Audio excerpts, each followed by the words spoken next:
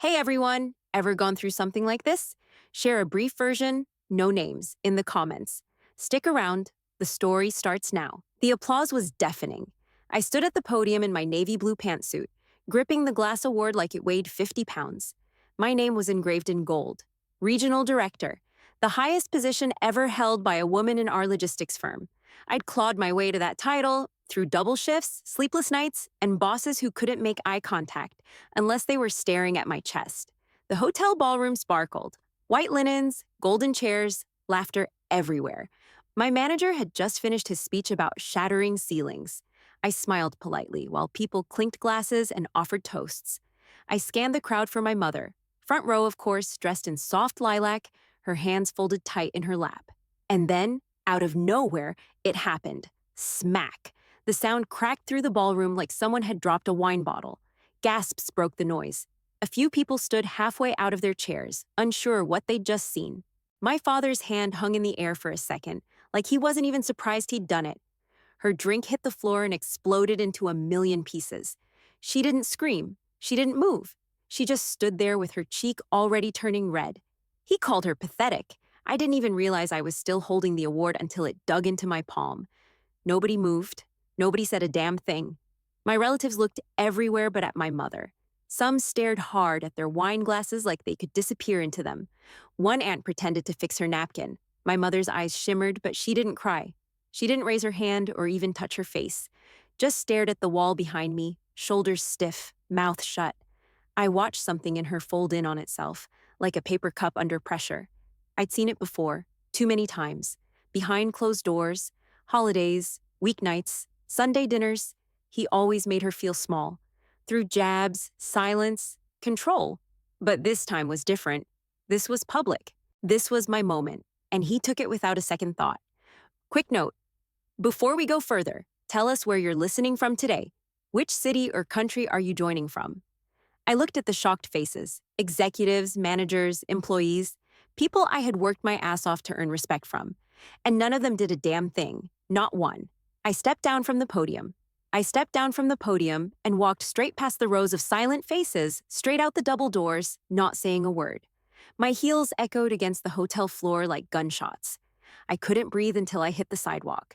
The cold night slapped me awake. And just like that, I was back in it. Back in every damn memory I'd spent years burying.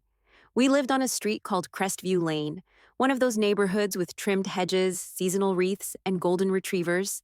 The kind of place that looked like it belonged in a magazine. Our house had a wraparound porch, a little flag mounted next to the front door, and my dad mowing the lawn every Saturday like clockwork. From the outside, it looked perfect. But inside, the air was thick, tight, like the walls themselves were holding their breath. Silence wasn't just common in our house. It was required. You didn't speak unless you were spoken to. You didn't question anything, and you damn sure didn't talk back. Dad had no use for me. He had patience for my brother, endless amounts of it. Took him fishing, helped him build Pinewood Derby cars, gave him high fives for breathing. But me? I was a nuisance, an inconvenience. If I got an A, he said I should have gotten an A+. If I asked for help, he'd grunt and walk away. At best, I was ignored. At worst, I was scolded for simply existing too loud. I still remember the first time I truly understood what I meant to him. I was 7, trying to carry dinner plates from the kitchen to the table. My hand slipped. One crashed to the floor and shattered. He didn't yell. He didn't even look up from his beer. Just said, "You're worthless." Flat, cold, like it was a fact. My mom rushed in and knelt beside me, checking my hands for cuts. I looked at her like she might say something, anything, to defend me. But all she said was, "Go to your room, honey. Don't upset him." That line stuck with me. I heard it my whole childhood. Every time he got pissed or snapped at me, she'd whisper it like a warning. Don't upset him. She always tried to make things better in quiet, soft ways. Fixing my favorite snacks, tucking notes in my lunchbox. But she never pushed back. Not once. And over time, I saw her shrink. The more he barked, the more space she gave him. And eventually, it became normal. That was just life. Keep quiet, stay out of his way, and maybe he'd leave you alone. My brother Jeremy was a quick learner. By 10, he was rolling his eyes at my mom whenever she asked him to do chores. By 12, he was calling her dramatic if she cried. Dad thought it was hilarious. Said he was becoming a man, and when I called him out on it, I got the same line every time. Don't start. You always make things worse. So I stopped starting. I learned how to read the mood by the sound of his boots on the tile. If they hit heavy, I disappeared. I ate dinners quietly, cleaned up fast, never invited friends over. Home wasn't home. It was a pressure cooker, and the only way to survive was to keep the lid on tight. At school, I smiled, got good grades, teachers loved me. I played the part so well nobody ever asked questions. Because on paper, we looked like a dream. Dad made decent money, Mom was polite, Jeremy was charming, and I was the quiet one. But the truth was, I hated being there. I hated waking up in that house every day wondering what would set him off. A dirty dish? A missing remote? My face? I started counting down the years until I could leave. I'd lie in bed at night staring at the ceiling, thinking, only 6 more years, then 5, then 4. Even now, when I drive past rows of houses that look like ours did, my stomach knots up. You can't always tell what goes on behind the door with the nice wreath and perfect lawn. But I knew, because I lived it, and I never forgot. I went back inside the hotel and walked straight to my mother, still frozen in place. Then I grabbed her purse off the floor. I grabbed her purse off the floor and helped her stand. Her hand brushed mine, shaky, cold, weightless. We walked out without saying a word, just like always. That night, I couldn't sleep. My brain kept pacing. So I put on sneakers and ran. At first, it was just a few blocks around the neighborhood, past the same dark porches, the same motion sensor lights snapping on. I wasn't fast. My chest burned. My legs felt like cinder blocks. But I kept going. Running became my way out before I had one. Every time he called me weak or useless or said nothing at all, I laced up and hit the pavement harder. The louder the storm in my head, the faster I ran. I'd run before school, after dinner, sometimes just to be alone in my own skin. At least the road didn't talk back. The sidewalk didn't expect me to apologize for taking up space. I didn't say much growing up, not because I didn't want to, I just knew better. Words got used against you in our house. You say the wrong thing, and he'd twist it until it sounded like an insult. So I kept quiet, watched, learned. Silence was safety. But over time, that silence turned into something else. It became grit, focus. I stopped trying to get his attention, stopped chasing approval that was never coming. All that effort went into motion. Forward, always forward. Meanwhile, my mom faded. Her voice got softer every year, like she was trying to disappear into her own body. Her cheekbones got sharper, her laugh thinner. Her eyes rarely met mine. But I watched her. She still packed my lunch, still rubbed my back when I had stomach aches, still stood between me and him when things got bad. She didn't fight, but she stayed. And sometimes, staying is its own kind of battle. By the time I was 16, I'd mapped out every route out of town. I kept a folder of college applications under my mattress. I didn't tell anyone, not even Mom. I didn't want to jinx it. Or worse, give him a reason to block it. 17 hit, and I applied to a state school 2 towns over. It wasn't Ivy League, but it was solid, known for business. I poured everything into that application, every essay, every word. It was me begging someone to let me prove I wasn't who he said I was. When the acceptance letter came with a full ride, I cried in the bathroom with the door locked, silent, shaking tears. I didn't want him to hear me and ask why I was being dramatic. The night I left, my bags were already in the car before dinner. Jeremy didn't even come out of his room. Dad stayed in the garage, fiddling with tools like it was any other day. I stood in the living room, keys in hand, heart pounding like a drumline in my chest. Mom stepped forward, wrapped her arms around me, and held on tight, tighter than I'd ever felt from her. Then she whispered into my hair, "Live free." I nodded, couldn't speak. If I did, I'd fall apart. I walked out without looking back. The last thing I heard before the door shut behind me was the sound of a socket wrench clanking against the workbench. He didn't come out. I didn't cry until I hit the freeway. Just me, the hum of the engine, and the taste of salt in my mouth. I kept my eyes on the road and my foot on the gas like if I looked back, I'd get pulled right into that house again. But I didn't. I drove straight to campus, moved into a crappy dorm room with peeling paint, and unpacked 1 duffel bag and a milk crate of books. It wasn't glamorous, but it was mine. College was hard, way harder than I expected. I didn't have anyone to lean on, no safety net if I screwed up. First few weeks, I barely slept. My professors talked fast, used words I had to Google. Everyone else seemed to have it all figured out. Fancy laptops, parents visiting on weekends, care packages. I had instant noodles and a roommate who cried herself to sleep. But I adapted. Fast. I joined student leadership my second semester. Took the jobs no one else wanted. Organizing events, managing logistics, hauling boxes, dealing with endless last-minute changes. I found out I was good at it. Better than good. Efficient, reliable, smart. And every time I pulled off a successful conference or solved a problem no one else could, it felt like I was chipping away at that wall my father built around who he said I was. Every achievement was like cracking the stone. I called Mom every Sunday. She always picked up on the second ring. Said things were fine, like she always did. I'd ask about Jeremy, about Dad, about her. She kept it surface level. Jeremy's working at the shop. Dad's fine. Don't worry about us. But I could hear the wear in her voice. She got good at hiding pain, but not good enough for me. Jeremy dropped out halfway through his first year at a different school. Didn't tell anyone until he'd already moved back home. Dad bought him a truck a week later. Said he needed transportation if he's going to be working full-time. I remember staring at that email from Mom like it was written in another language. Dropped out, got a truck, no lecture, no questions. Meanwhile, I was busting my ass at a part-time job on campus, interning at a warehouse across town, and pulling straight A's just to stay afloat. Some nights, I ate dinner at 11 after working 3 shifts and still had to prep a presentation for the next morning. But I didn't complain. I just kept climbing. By 25, I landed a regional coordinator role at a national distribution company. The office was slick, the people fast-talking and sharp. I knew I didn't look like most of them, didn't dress the same, didn't come from the same polished, well-connected families. But I outworked them. I knew how to push through discomfort. I lived in it, and I got noticed. One promotion led to another. I kept rising, one rung at a time.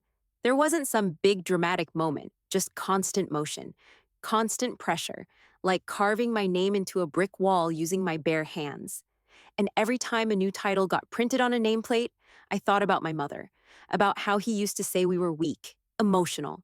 Software, I thought about all the nights I heard her crying into a pillow, thinking I couldn't hear. He was wrong about her. He was wrong about me. But the thing that stuck in my throat the most, she never got to see this side of me, not in person, not where it counted. She was still stuck under the same roof, playing the same part, acting like everything was fine. I wanted to show her that we weren't what he said we were. We were stronger than that. I just didn't know how to prove it yet. So I kept going. Until one phone call from Mom cracked the routine. She asked if I'd come home for Thanksgiving. Just a small dinner, she said. Nothing fancy. Her voice was thin, like she was afraid I'd say no. It had been 3 years. I said yes before I could talk myself out of it. Pulling into that driveway felt like driving into a grave. The porch still had the same rocking chair, same chipped paint around the edges.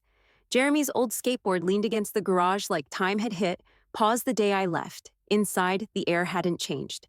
That same heavy stillness, like the house hadn't taken a full breath in years.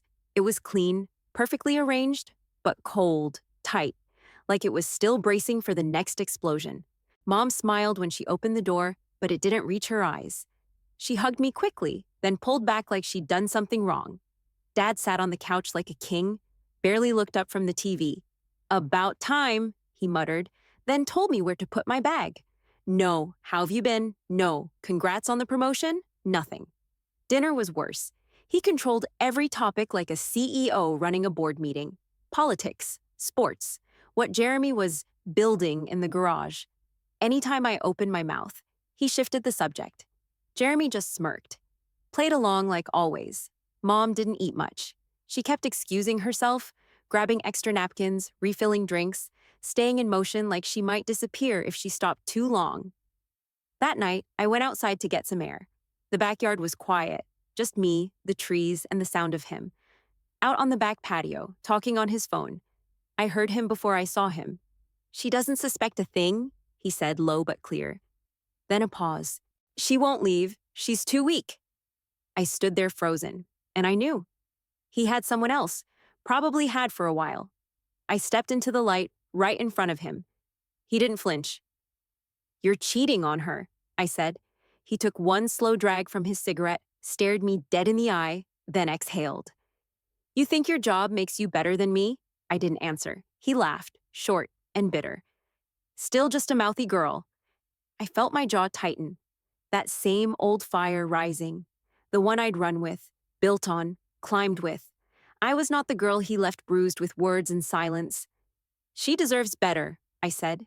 He leaned back in the chair, spread his arms like he owned the night. Then convince her to leave. Let's see how far that gets you. I walked past him without another word, into the kitchen where Mom was scraping the same clean plate over and over. She didn't look up, but I stood in the doorway, watching her shoulders tremble like they were carrying a world she couldn't set down. She didn't look up. I stood there for a while, watching her scrub that spotless plate like her life depended on it, her knuckles white, movements tight. I wanted to grab the plate out of her hands and say, "Wake up," but I didn't. I just walked to my car and drove home. The minute I got inside, I called Rachel, a lawyer I met through work. She owed me a favor. I told her the basics, enough to get her listening. Emotional abuse, long-term patterns, possible infidelity. No divorce yet, but maybe soon. She said, "Start documenting everything." So I did. I wasn't reckless. I wasn't loud. I was surgical, cold, clean, methodical. I started pulling financial records Mom had emailed me over the years, bank transfers, weird withdrawals, cash gone with no explanation. I recorded voicemails, screenshotted text messages. I even ordered a public report on the property title, and guess what? He'd been moving things into his name for years. 2 days later, I called Mom, asked if she could come visit for a weekend. Just her. She came. We sat in my apartment, small and quiet. I made coffee, laid out some of the evidence, showed her the folder, the copies, the photos. She didn't touch anything, just shook her head and whispered, "It'll only make him angrier." I stared at her. Her hands were in her lap, fingers curled like she was bracing for a blow. "I don't care if he gets angrier," I said. "Next time he hits you in front of people, I won't stay quiet." She looked up. That broke her. Not because of the threat, but because for the first time, someone was standing up for her, not just around her. She cried into her hands, quietly, like she didn't think she was allowed to be loud anymore. I didn't hug her. I let her cry. Then I slid the folder toward her. "Just look through it. No pressure." She nodded but didn't open it. Just stared at it like it might bite her. After she left, I doubled down. I bought a burner phone, set up a private cloud drive. I wanted backups on backups, everything labeled, time-stamped, secure. I didn't know exactly when the moment would come, but I knew it would. Guys like him always think they're untouchable, and they get sloppy. So I waited. I kept gathering. Voice memos when he'd yell on speaker while she was on the phone with me. Photos of bruises she said were accidents. Screenshots of Facebook messages between him and some woman named Teresa. He wasn't even subtle anymore. I built a case while smiling in boardrooms and giving presentations at logistics conferences. Nobody knew that while I was coordinating shipments and leading strategy calls, I was also preparing to end a 25-year reign of emotional warfare. I wasn't rushing it. This had to be public, visible. There had to be witnesses. When he went down, he was going down hard. I just needed the right moment. And deep down, I knew it was coming. Because men like him never stay quiet for long. Because men like him never stay quiet for long. So when the company announced the promotion dinner, I knew. This was it. The moment I'd been building toward. They booked a ballroom at one of the nicest hotels in the city. Crystal chandeliers, gold chargers, waitstaff in tuxedos. My manager gave a glowing speech about my rise from intern to regional director, talked about resilience and breaking barriers. People clapped, toasted, smiled like they were part of the story. And in the front row, I spotted her, my mother, hair done, shoulders tense, smile tight. She looked proud, but nervous. Her eyes kept darting to the side, to him. My father stood beside her in a stiff blazer and tie, glass in hand, already tipsy, red-faced, smirking like he built this moment himself, like my success was somehow his doing. I locked eyes with Mom across the room. She nodded once, barely, but it meant something. She came. She still had the folder I gave her, probably buried deep in her bag, untouched. But still, she came. Dinner started. Speeches wrapped. People laughed at corporate jokes and cut into overpriced steak.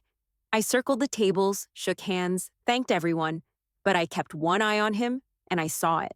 The way he leaned in too close to her ear, jaw clenched, whispering sharp and fast. Her posture dropped, shoulders pulled in. She didn't even lift her fork. He leaned in again. She flinched, I stood near the dessert table, watching her shrink right there in that front row, under those chandeliers. Then it happened. She said something. I couldn't hear what. And he snapped. Fast, brutal. He struck her. Right across the face. The sound of it cut through the music and silverware like a slap against glass. Gasps. Forks dropped. Someone said, "Oh my God." My mother's wine glass crashed to the carpet. She didn't scream. She didn't move. Just like every other time. But this time, she wasn't in the kitchen or the car or the garage. She was in a ballroom, full of witnesses. And I stood up. My hands were shaking, legs stiff under the table. But I stood anyway. Then I walked forward. Slow, steady. He didn't move, just blinked. Like, what are you gonna do about it? Every heel strike on the marble echoed louder than the last. Heads turned. The room went dead silent. I stepped around the table, past the security guy I'd briefed earlier, past the catering staff frozen in place, past Jeremy, who sat 3 seats over pretending he didn't see a damn thing. I walked straight to the mic on the stage, took a deep breath, wrapped my fingers around it, and turned to face the room. I wrapped my hand around the mic and scanned the room. My voice didn't shake. "Can I have everyone's attention, please?" Silence spread like smoke. A few guests shifted in their seats. My manager froze with his fork mid-air. One of the servers paused with a tray in hand, wide-eyed. I looked straight at him. "The man who just struck my mother," I said loud and clear, "is my father, and he is under investigation for years of abuse." Someone gasped. A chair scraped backward. A ripple moved through the crowd like a wave of disbelief. He laughed, loud, sharp. "You gonna ruin your big day over this?" I didn't blink. "I'm not ruining anything," I said. "I'm reclaiming it." Then I reached into my purse and pulled out the folder. The one with everything. Photos, screenshots, bank records, voice memos, messages to the other woman, financial fraud tied to property transfers. I held it up, not shouting, not flinching. "You're not just abusive," I said. "You're a fraud. And today, everyone will know." He stood up, trying to look big, that puffed chest thing he always did when he was cornered. "This is slander. You've lost your damn mind." 2 hotel security guards stepped forward, just like we'd planned. I didn't look at them. I kept my eyes on him. "You think you're still in control?" I asked. "You just hit your wife in a room full of witnesses. There's no rug to sweep this under." The guards stopped beside him. One spoke calmly. "Sir, we're going to need you to come with us." He looked around, waiting for someone to stop them. No one did, not even Jeremy. My brother just sat there, red-faced, silent, useless. Then Dad turned back to me. "This isn't over." "It is for you," I said. They took his arms, gently but firmly, and walked him out. He didn't struggle. That told me everything. He knew. Deep down, he knew the game was up. The doors closed behind him. For a moment, the room was frozen. Then I felt her. My mother reached for my arm. Her grip was soft but tight. She was shaking like a leaf in the wind. "I can't believe it's over," she whispered. I looked down at her. "It's not over," I said. "It just began." She covered her mouth with her hand and let out one broken sob. I held her close with one arm while still gripping the mic in the other. I looked at the crowd. People I worked with, worked for, competed against. No one moved. No one spoke. I cleared my throat. "I know this isn't what you expected tonight," I said, "but this was never going to stay behind closed doors." I paused. "Let it settle. I'm not ashamed of where I come from, but I'm damn sure not letting it define me." Stillness. Then a woman near the back, one of the junior managers I'd mentored, stood and clapped. Another joined in. Then a third. And suddenly the room wasn't frozen anymore. My mother looked up at me. Her eyes were wide, but this time they weren't full of fear. They were full of something else. Hope. And I held that mic like a gavel, ready to keep swinging. I held the mic tight while the room filled with clapping. Some people stood slowly. Some were wiping their eyes. A few just stared, stunned. But they were listening now. My mother's hand was still on my arm. I looked down at her. She wasn't shaking anymore. She was upright, shoulders back, her chin lifted just enough to catch the light. I'd never seen her look like that. That's when my VP leaned in close and whispered, "You don't have to continue. We can end the night here." I didn't even hesitate. I stepped forward again. "I appreciate the support," I said into the mic, "but I'm not done." The crowd quieted again. This event was supposed to celebrate a promotion. And yeah, I'm proud of the work I've done. I've earned this role. But tonight became something else. I paused, steadying my breath. Tonight is about what happens when silence gets too comfortable, when we treat abuse like a private problem instead of a public wrong. A woman in the third row nodded slowly. A man near the back crossed his arms, eyes fixed on me. Titles are nice, I continued, but change, real change. That starts when people stop pretending everything's fine. My voice didn't waver. Some of you probably feel uncomfortable right now. Good. That means you're awake. That means you're paying attention. My manager looked stunned. My VP's jaw was tight, but he didn't stop me. I know what it's like to be the quiet one, the one who stays in line. But I also know what happens when you finally step out of it. I looked directly at the row where my mother sat. She was staring at me like she didn't recognize me. Not in a bad way, in a who is this woman and how is she mine kind of way. I didn't just come here to collect a plaque, I said. I came to draw a line. Another ripple moved through the room, subtle but real. Because if I can stand here, the daughter of a man like that, and still claim my space, still speak my truth, then maybe someone else in this room will find the strength to do the same. More clapping. This time it wasn't scattered. It was full. People stood again. Faster this time. The junior manager wiped her eyes. A man I barely spoke to in accounting clapped so hard his cufflink flew off. I stepped back, lowering the mic, heart still racing. My mother stood slowly, and in that moment, in that echo of applause, she didn't look like a woman holding years of pain. She looked like someone who'd finally remembered how to breathe. She walked over, wrapped her arms around me, and whispered, "You did it." I pulled her close and whispered back, "We did." I didn't just get a title that night. I got something I didn't even know I was still fighting for. Respect, not just from the room, not just from my colleagues, from the little girl I used to be. The applause faded, but everything after that moved fast. Within days, word spread. People talked. The story hit local news. Promoted executive exposes abusive father during live corporate event. I didn't give interviews. I didn't need to. The truth was loud enough. My company stood behind me. HR launched their own inquiry, not into me, but into how they could support more women dealing with domestic abuse. My VP asked me to help shape that initiative. I said yes. My father charged assault, financial misconduct, all backed up with evidence. My mother filed for divorce the next week. I sat beside her while she signed the papers.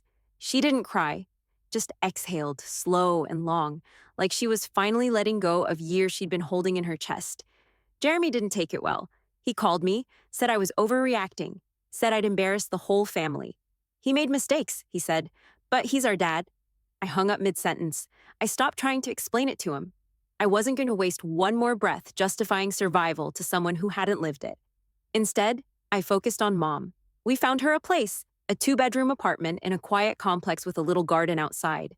She picked out furniture for the first time in her life. Bright things, soft things, things she actually liked. I bought her a new coffee maker. We set it up together and laughed when she accidentally turned it on without water. "You get to start over," I told her. "So do you," she said. And I did. At the office, things changed. Not in a weird way, not fake, but real. People made eye contact longer. Conversations got deeper. Colleagues I barely knew dropped by to thank me. One whispered, "I grew up with someone like him too." I started mentoring the younger women on our team, not just about logistics or planning or performance reviews, but about power, voice, presence.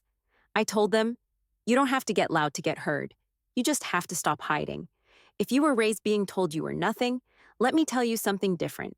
You're not broken. You're not too much or too little or too sensitive. You are not what they said you were. And when you stand up, really stand. You don't just rewrite your own story. You show others how to pick up the pen."